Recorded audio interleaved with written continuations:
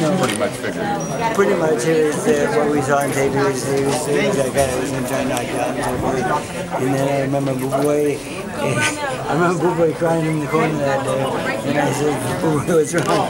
He says, he's not supposed to go to the ropes. I says, yeah, I know. So then I said, Manny, you're not supposed to go to the ropes. He said, yeah, but I want to see how hard he punches. And I said, does he hit hard? He says, yeah, but I can take his punch.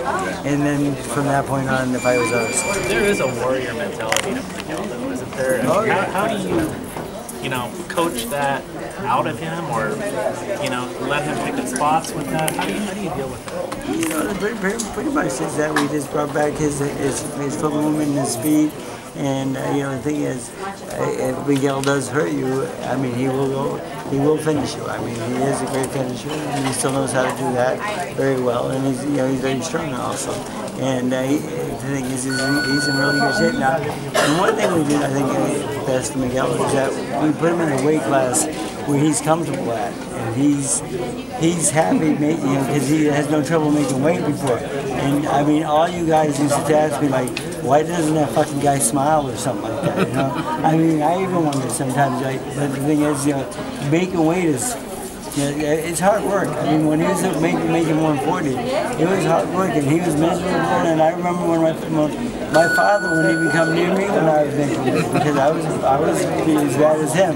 I mean, so when I moved up in the weight class and put him in a higher weight class, and I took him off the road for a long time because I think at his age he didn't need that pounding every day. And I put him on some of the machines and softer type cardio workouts.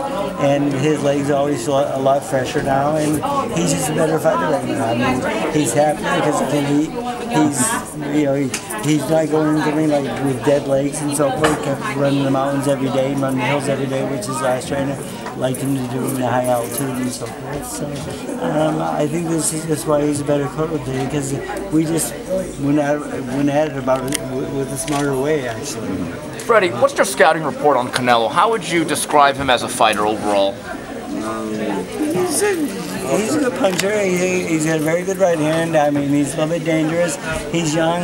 I mean, he's a little bit. I'm not sure how durable he is, though. But the thing is, I think he can be broke down, and I think he fatigues in the middle rounds quite often in most of his fights. I mean, he's very good early, and I think in the later rounds he fades a little bit. Freddy, you have questioned his conditioning and work ethic, haven't you?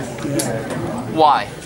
Because he trained in Wildcat West for quite a while, and he didn't show up every day, and I get reports every day of when he did show up and when he didn't, and one time they couldn't find him for a week. So, you know, but you got a young kid that got the world by the balls. You know, the thing is, he's going to do what he wants. What do you think Canelo having his girlfriend at all time at his practices now? Is that a distraction for him? I don't know. I don't know his girlfriend, so you know, I wouldn't allow that. But the thing is, like, I'm more old school than that. I think it's a distraction. Yes. I'm not comparing your guys. Well, the thing is, when I had Chavez and he showed up for 5 days out of 30, I mean, you know, the thing is, even though his father wanted me to stay, I did have to quit finally. I mean, because like the only reason I stayed in the first place was because his father kept asking me to, and I respect his dad a lot and so forth. But then I can't be his trainer anymore. He was great for the first 4 fights together, but then I'm not sure what happened in that last fight. He just he felt like he wanted Cheerios in his underwear at home.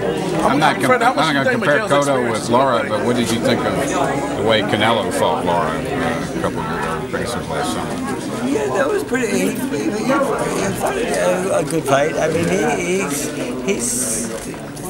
he's clever. I mean, he can box at different times, and sometimes he gets a little anxious and wants to go for the knockout. And like a lot of people ask me, like, you know, because this rivalry between Puerto Rico and Mexico, like the crowd could get under anyone's skin there, and kind of make it maybe into a brawl because of the competition, you know. So, and I'm ready for that, though. I kind of hope that happens a little bit. I mean, because I do believe that this is going to be the best fight of the year. I think it's a great matchup. I think it's a young versus old, and I just don't think we're that old.